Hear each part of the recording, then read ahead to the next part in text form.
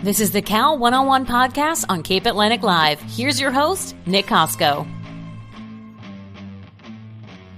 What's going on, everybody? Welcome to the Cal One-on-One podcast right here on Cape Atlantic Live, presented by Ulmer's Appliance Service. I'm your host, Nick Kosko. With me today is Atlantic City basketball head coach Wayne Nelson. Coach, appreciate you joining me ahead of the opening day of the basketball season coming up on December 14th. It's a new year for you guys, looking to build off of a pretty solid 2022-23 campaign, finishing 13-13. Got to the Cal quarterfinals, made it to the South Jersey Group 4 playoffs last year as well. So first off, just how was the offseason preparation, preseason so far, leading up to opening day next week? First of all, I just want to thank you guys for having me on. Appreciate it. But off-season went well. I mean, this was even though it's my second year, the first year I've had with a full off-season with them. We were in the weight room, conditioning, had them playing all summer in tournaments, and we played in the fall league. So it was a lot of basketball, a lot of really now get into the nitty-gritty with the guys. So that's exciting going into this season, which I didn't have last year. It was kind of, on the fly last year. So when you mentioned on the fly last year compared to this year, what were you doing last fall, even last summer leading up to the season compared to what you've had now, basically a full year of preparation? I mean, last fall I did have them playing in the fall league, but it was also I didn't know who was really on the team. So it was guys that were left over. I didn't know, new coach coming in. You really don't know until tryouts what you have. So it was kind of a lot of guessing going on. Can you play? Can you not play? Where this year, I mean, I already know my core guys. I mean, we have been working all summer. They dedicated themselves to the weight room, which was big for us because I have younger guys. So getting stronger was a main thing for me this year. And they dedicated themselves to doing that in the weight room. But also, even on the basketball court, it's when you get your details in and you can get your foundation set over the summer and the fall, which I couldn't do, last year. So a big difference moving forward now, going into the season versus how it was last year. So when you talk about laying your foundation, did you basically take your first full year as a head coach as basically this whole year I have to lay my foundation, and then the second year is where, all right, here's my core group and here's how I'm going to really excel with the program now moving forward?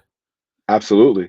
Again, not knowing who was on the team last year, it's kind of hard to, get your details in and get that foundation really built and settled with especially how 5 seniors last year too. So it was 1 year guys where, we're on the younger side. We're not inexperienced, but we're on the younger side. So now it's really guys that I'm going to have for the next 3 years where it's like, all right, we can really build right here. So when you mentioned this young team, but again, not inexperienced, as you just pointed out, based on what you had in 2022 and 23. So Correct. With that, what are your expectations this season? I mean, do you feel like you could really build off of that playoff appearance last winter? Absolutely. There's something special about this group that I have. They just carry this chip on their shoulder, and they practice like that. They work like that. As in terms of, saying where we're going to be at and things like that. I mean, it's just not really our approach. I mean, we got our head down. We work hard every day. Our goal is, we get 1% better every single day, and that's just our focus. We'll let everybody else determine if we're rebuilding, not rebuilding, good, not good. I mean, we really don't focus on that. Mm-hmm. I noticed with a program like Atlantic City, which historically has been one of the storied programs in South Jersey throughout the entire state of New Jersey. Do you think about that as a head coach, knowing that, again, you're still younger in your coaching career as far as your tenure is concerned with the Vikings, but when you think about what the program has meant to the area for so long, the history surrounding it, obviously Gene Allen being the head coach for so long as well, does that creep into your head at all, or do you kind of use that as I use that as motivation? I mean, I don't really think about it. Listen, I'm an Atlantic City guy. I mean, from Atlantic City. I know what Atlantic City program is. I know, I grew up watching Atlantic City basketball. Right. I know what it is. I mean, everybody knows what it is. I mean, to me, it's my turn now. I'm the leader of the program. It's my turn to leave my stamp, my legacy. And that's just how I feel, man. Again, we got tunnel vision, head down. We're working, man. I love that. So you mentioned I actually want to hit on this. You mentioned the weightlifting this year, which was a stark difference this offseason compared to last. What you guys really focus on? Were you focusing more on the endurance part of it or the strength and power part of it? I know you mentioned you have younger guys, so maybe it's a way for them to really step up against the more experienced teams in the area. What was your all-season strength and conditioning program like? Really just getting a base, figuring out maxes and just building from there. I mean, for a lot of these kids, because they're younger, they've really never had any type of, lifting, conditioning type of, program. So it was just building base, focusing on, core and, you know, uh, squats and things of that nature. And we also Right. condition too. So just building that base. So again, I'm going to have a lot of these kids for 2-3 years. Right. So we set the base and we just continue to build and, just getting them stronger, not necessarily bigger, but just more stronger, being able to take contact and also being able to last the whole season. Because, basketball is a physical sport and Right. little injuries happen. So just trying to, maintain and stay strong throughout the year.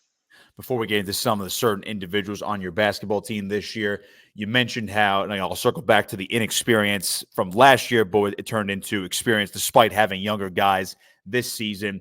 You mentioned molding these guys for the next 2 to 3 years, depending upon what class they're in right now, of course.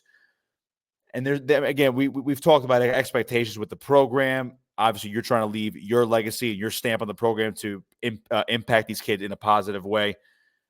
When you look at your team this year, do you throw them to the wolves? Do you throw everything at them at once, or do you steadily build over the course of a season, knowing that they have experience, but again, they are still young players?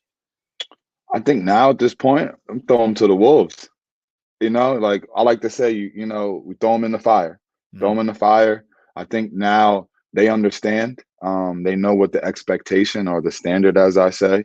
Mhm. Um, and for me, it's that championship mentality, regardless of what we look like and what the team is. Like that's the standard, and we have to meet that standard. Mhm.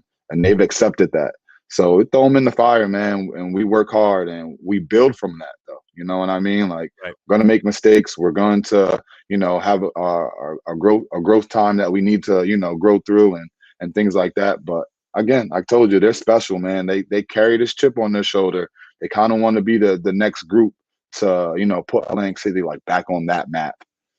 Yes, I went back and looked at some of the recent history as well for Atlantic City. Again, the program itself won a South Jersey title as recently as 2020. Again, before all Exactly. the madness of COVID hit, and then Right. obviously you guys have gone into, if you want to call it a quote unquote rebuild or just a revamping of the program. Of course, you took over for Coach Allen as well. How do you necessarily get back to those heights, or is it a different path now? Because again, Coach Allen had his own imprint or his own stance on the program, how he coached things and how he did things. You might do it a little bit differently, maybe a lot differently than Coach Allen. How do you elevate Atlantic City back to those types of heights and say, your kids know the standard, but what does it take to win that South Jersey title, if not get to that state championship? It's just getting kids to understand. That's why I say that championship mentality, Mhm. understanding, it's not, I mean, it does require some skill and some talent, but it's the little things that separate teams. Who's willing to dive on the floor, who's willing to, be vocal and communicate. Like that's the difference between good and great. It's the small things. So getting them to buy in and understanding that and coming in to compete every single day, no days off, no reps off, no plays off. And that's the mentality that I'm trying to instill in these kids, because at the end of the day, that's the mentality that they can take into the real world and be successful as well. And we thrive on those things. I challenge these kids every day, you know what I mean? And I tell them, the standard is the standard, and I'm going to hold you to that standard until you hold yourself to that standard. And so far, so good. I like that mentality a lot. Again, head coach Wayne Nelson with me right here on Cal 101, Cape Atlantic Live, of course, presented by Ulmer's Appliance Service. Coach, a couple of the individuals I wanted to point out, Chris Finks and Mikkel Jones. Those guys are some of your leading scorers from last season. They are back here this winter. What stands out about those two guys? Obviously, those are probably the two guys that maybe the outsiders are looking at, saying those two guys are going to lead the program this year. What about them and maybe some other guys that you've noticed that have played really well so far this preseason? Mikkel, or Kells as we call him, he's a senior, so he comes back with that experience.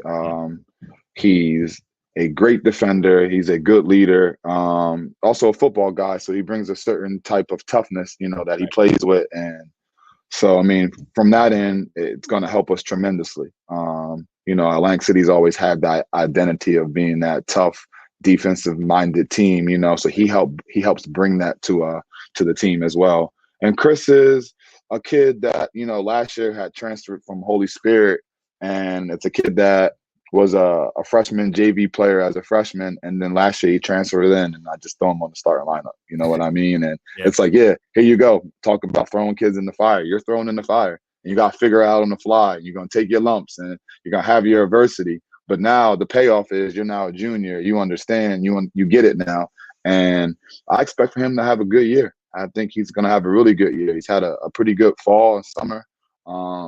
He's he shows up to work every day, doesn't miss anything. So I'm expecting a big year from him. Some other guys. You go ahead, absolutely. Returning, we have Frank Gilliam.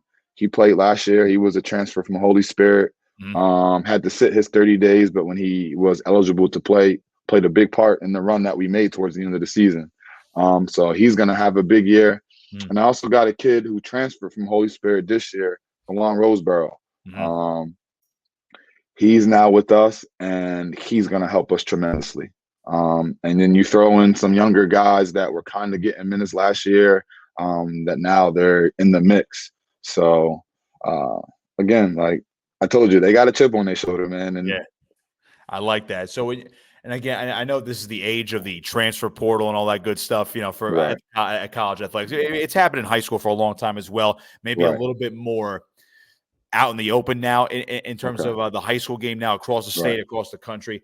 I'm interested to see how you guys mesh now. How do you bring a team together knowing that a couple guys transferred in, new environment, they might know each other already coming in terms of, maybe that they were friends in school or that they play with each other on the basketball court as well, either growing up or at their previous stop.